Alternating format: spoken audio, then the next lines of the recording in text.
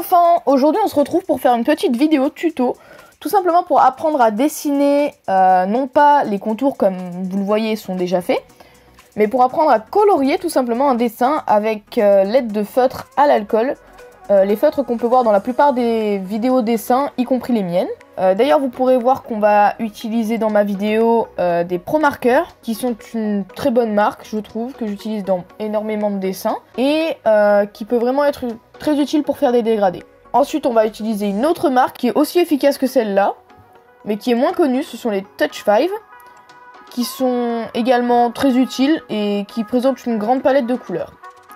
Donc on va commencer sur un dessin des 7 Deadly Sins, tout simplement parce qu'il était déjà fait et que de toute façon il fallait bien que je le colorie. Donc on va voir ça tous ensemble, comment colorier ce dessin. Alors pour commencer, on va faire ça logiquement, on va commencer par le haut du dessin, c'est-à-dire Escanor. Je vais vous mettre un petit modèle pour comparer. Vous verrez que le modèle a été fait au crayon. Donc mon dessin aura moins de nuances que celui-là puisque je vais le faire en grande partie au feutre, mais on essaiera de lui donner un maximum de profondeur pour essayer pas de le colorier comme si c'était un manga, mais plus comme si c'était une vraie personne avec un maximum de nuances. Je vais vous présenter les couleurs classiques que j'utilise pour la peau, comme par exemple le vanille qui est le plus répandu dans les mangas, je l'utilise pour la plupart de mes dessins. Mais par exemple pour Ban, qui aura la peau beaucoup plus claire, on va utiliser plus de l'ivoire. On va commencer par tout simplement dessiner Escanor en détail, de la peau jusqu'aux yeux en passant par les cheveux. Et pour les autres dessins, on sera un peu plus rapide, mais on s'attardera sur chaque petit détail intéressant. Donc pour donner un maximum de profondeur à ce dessin, on va utiliser une technique un petit peu qui mélangera les couleurs, en partant du plus foncé jusqu'au plus clair. Pour la peau en tout cas, en premier lieu, on va utiliser cette technique-là. Donc on va tenter de lui donner un maximum de profondeur, tout simplement en estompant les couleurs au fur et à mesure qu'on ajoutera des couches.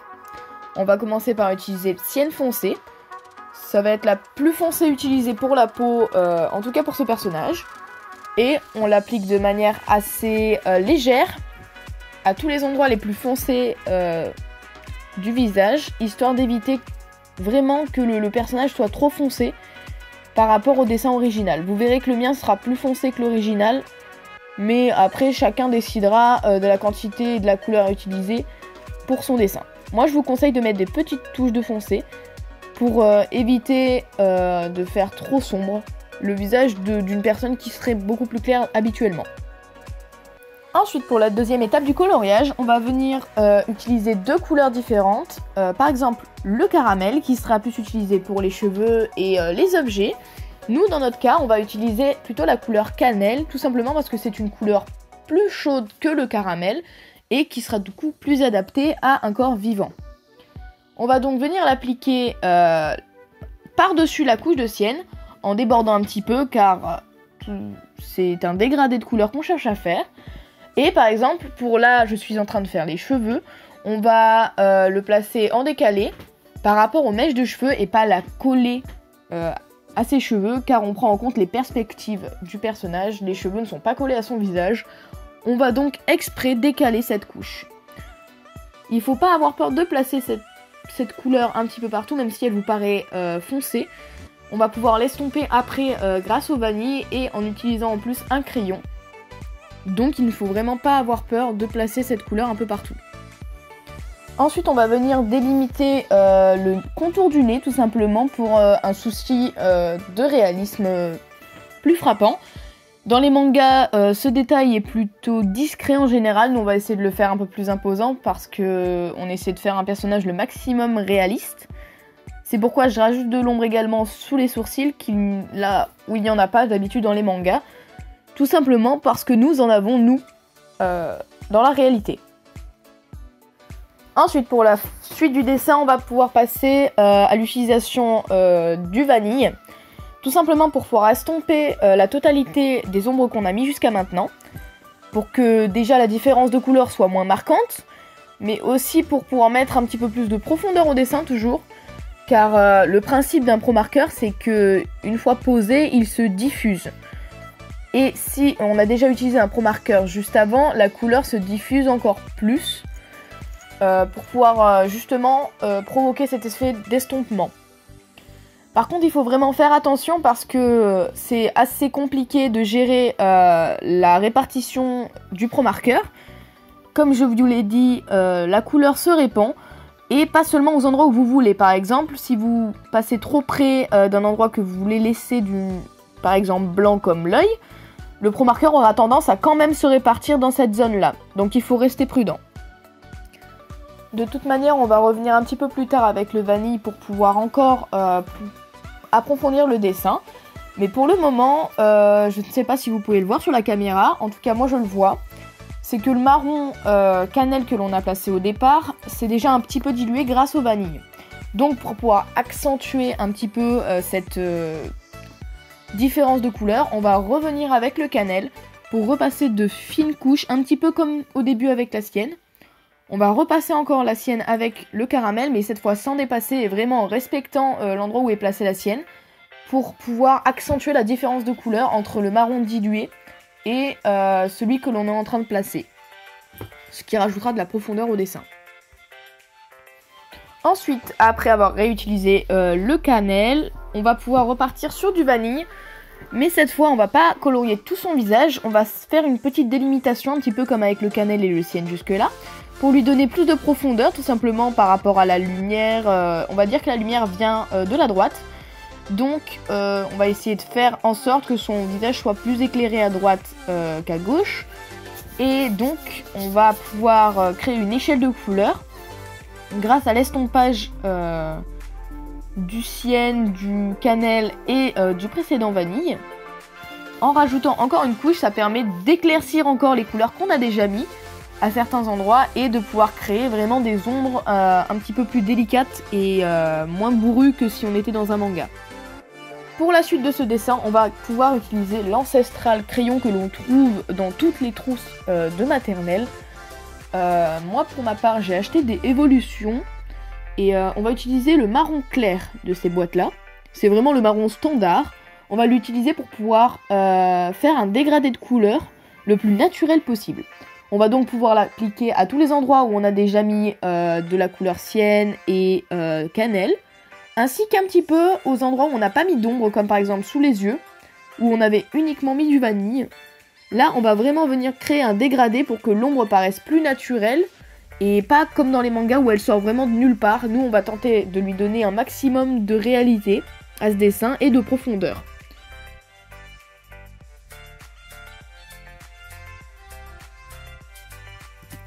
Après, faut vraiment pas que vous hésitiez à mettre du crayon à un maximum d'endroits et de manière un petit peu appuyée sans non plus écraser votre crayon sur la feuille. Car même si pour vous ça vous paraît un petit peu trop foncé ou que vous préfériez un dessin plus clair, plus délicat, on va pouvoir ensuite utiliser une technique tout aussi ancestrale que le crayon, c'est-à-dire l'estompage avec un banal mouchoir en papier. Le principe est très simple, on va juste frotter le mouchoir en papier en appuyant assez fort tout de même sur les parties que l'on a crayonnées sans pour autant l'étaler sur des parties où on ne voudrait pas de couleur. Par exemple, on va estomper le contour de l'œil, mais on va essayer d'éviter de frotter l'œil, sinon il pourrait y avoir du marron qui se retrouve dans l'œil. Après, cette technique est quand même une des plus efficaces pour pouvoir donner un dégradé le plus réaliste possible sans pour autant tacher le dessin comme avec un feutre où c'est assez délicat de pouvoir faire un dégradé qui n'agresse pas les yeux. Donc comme vous pouvez le voir, maintenant qu'on a utilisé notre estompage, le dessin paraît un peu plus profond. Après, si vous voulez aller encore plus loin, on peut rajouter une autre couche de crayon ou tout simplement une autre couche de vanille. Moi, je vais m'arrêter là parce que niveau profondeur, on est pas mal et que Escanor est pas si bronzé que ça. Donc on va passer à un truc un peu plus amusant, c'est-à-dire le coloriage des yeux et des cheveux. En premier, on va pouvoir commencer par les yeux d'Escanor, qui sont bleus et qui sont assez jolis quand même. C'est répandu les yeux bleus dans les mangas, mais dans les Seven Deadly Sins, c'est le seul à avoir les yeux bleus. Et comme on aime beaucoup s'amuser, et qu'en général les yeux c'est quand même le truc le plus fun des dessins que j'aime faire, et j'espère que c'est également votre cas, on va donc débuter par ça. Pour la technique de coloriage, on va faire comme avec la peau, c'est-à-dire qu'on va partir du plus foncé, et revenir vers le plus clair. Aujourd'hui, le plus foncé que j'aurai, ce sera le bleu Chine qu'on va venir appliquer tout autour de l'œil. Voilà, on va donc s'arrêter là pour l'utilisation du bleu Chine, qui sera le bleu donc le plus foncé qu'on utilisera pour ses yeux. On va pouvoir partir sur des bleus un peu plus clairs, comme le bleu ciel, ou la couleur primaire, le bleu cyan, qui fera parfaitement l'affaire pour créer notre petit dégradé dans les yeux. Comme dans les yeux humains, on va essayer de lui donner un maximum de profondeur et de réalité à ce dessin, donc on va venir recouvrir le bleu Chine du départ pour pouvoir faire le même dégradé qu'avec le vanille, mais en rajoutant de petits traits comme dans les yeux humains, tout autour de la pupille, pour du coup ajouter de la profondeur. Mais attention, il faut que les traits restent assez fins pour ne pas créer un amas de couleurs qu'on ne voudrait pas. Nous on cherche vraiment à faire un dessin assez fin.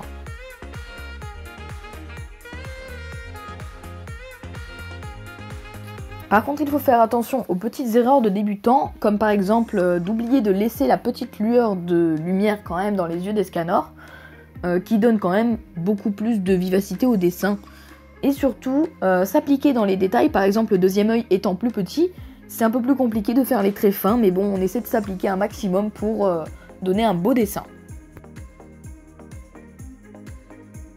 Maintenant qu'on a fini avec le bleu cyan, on va pouvoir passer au bleu le plus clair qu'on utilisera pour les yeux des Scanors, c'est-à-dire le bleu perlé, qui va venir recouvrir toutes les couleurs, attention, en laissant toujours la petite lueur de lumière dans les yeux des Scanors.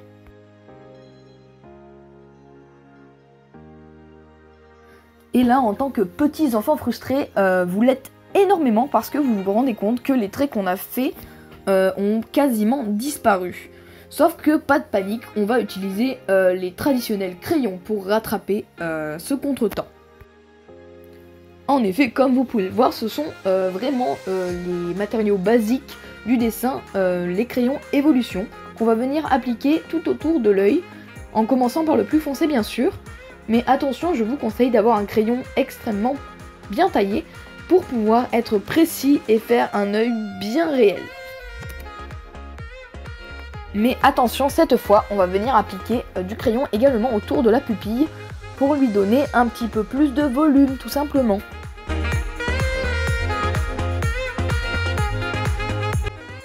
On va donc pouvoir maintenant utiliser le plus clair pour répéter encore l'opération et ainsi créer vraiment un dégradé de couleurs. Maintenant qu'on en a fini avec le crayon bleu, on va pouvoir répéter l'opération en utilisant cette fois un stylo noir très fin de 0,05 mm et donc répéter l'opération en dessinant de petits traits tout autour de cette pupille.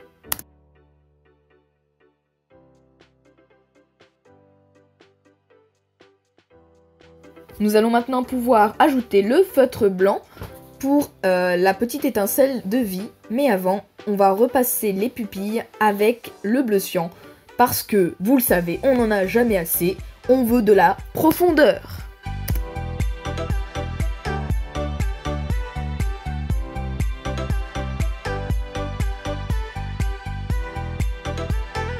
Tant qu'à avoir ce joli petit feutre blanc dans les mains, on va venir rajouter une étincelle de lumière dans l'œil de notre personnage, car c'est un manga et qu'on veut que ses yeux pétillent.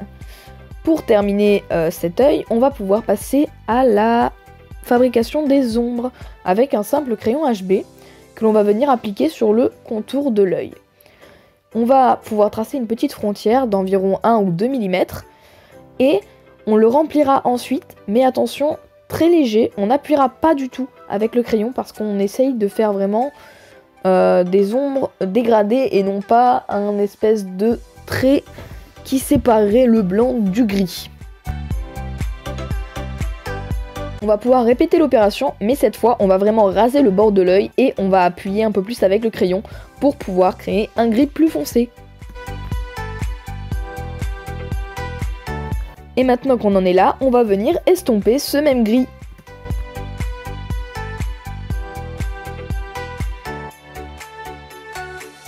À ce stade-là, on va pouvoir s'attaquer à la dernière étape de notre dessin, soit le coloriage des cheveux des Scanors. C'est un monsieur aux cheveux châtains, très clair, donc en général, il ne pose pas trop de problèmes au coloriage, mais on va quand même faire ça tous ensemble en commençant par utiliser la sienne foncée.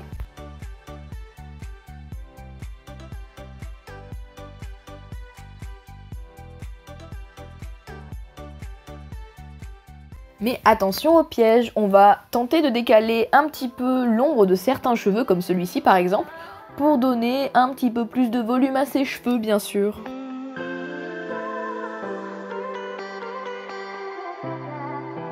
Maintenant qu'on en a fini avec la sienne foncée, on va pouvoir éclaircir le tout avec The Terracotta, oui mon accent anglais est nul, pour recouvrir le tout.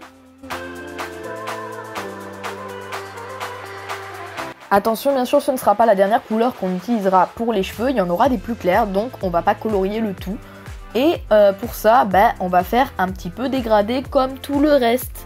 On va colorier plutôt le bas des cheveux et les endroits les plus sombres pour l'instant.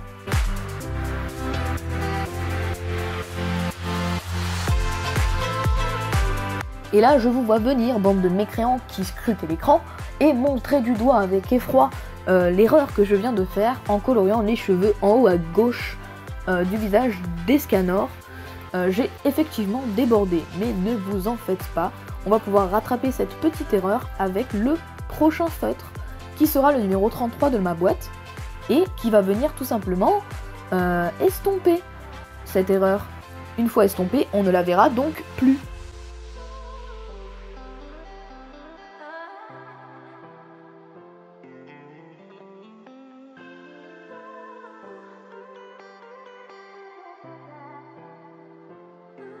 Alors ne paniquez surtout pas, je vais juste changer de feutre, ça reste le numéro 33, mais c'est seulement une autre boîte, parce que je n'ai plus d'encre dans le premier feutre, voilà tout.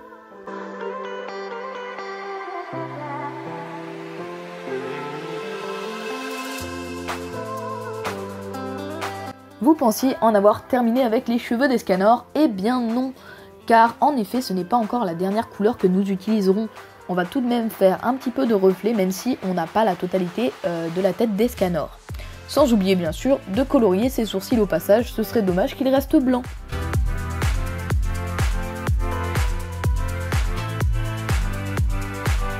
Et nous allons enfin pouvoir mettre la dernière nuance de couleur pour les cheveux.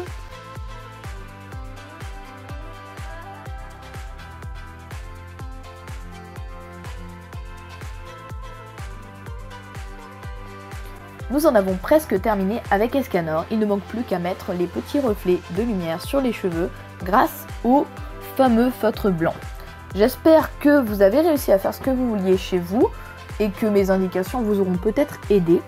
Pour ma part, je vais continuer de colorier tous les personnages, mais cette fois en accéléré pour pouvoir gagner du temps.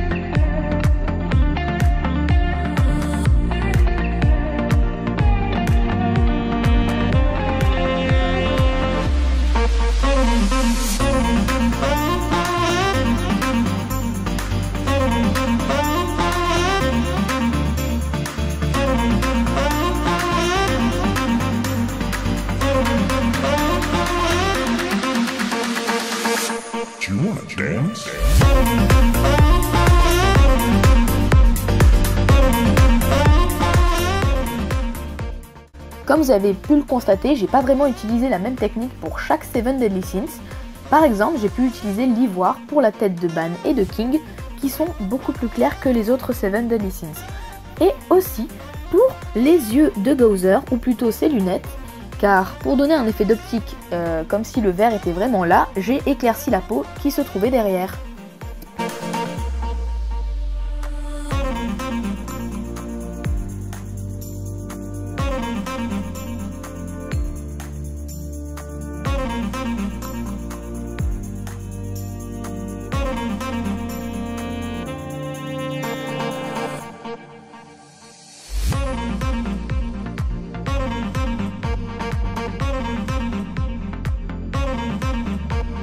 Comme vous avez pu le constater, je n'ai pas mis de crayon sur le visage de Gowser, tout simplement parce que c'est un pantin et que par conséquent sa peau n'est pas chaude en général. Et même King et Ban, qui ont la peau blanche, ont eu du crayon. Donc c'était vraiment pour marquer cette différence entre Gowser et eux.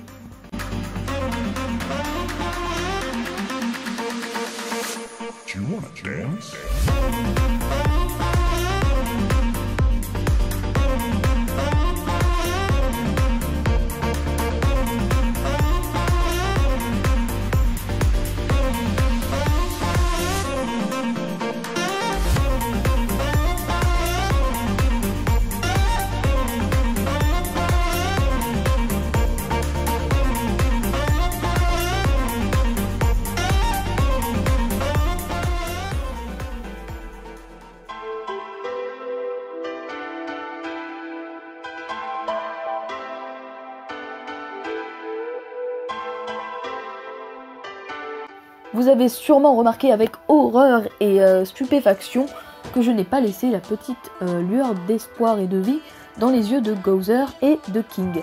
Eh bien je me suis permis cela parce que je possède un feutre blanc me permettant de gagner du temps. Donc c'est la seule explication, ce n'est pas une exception.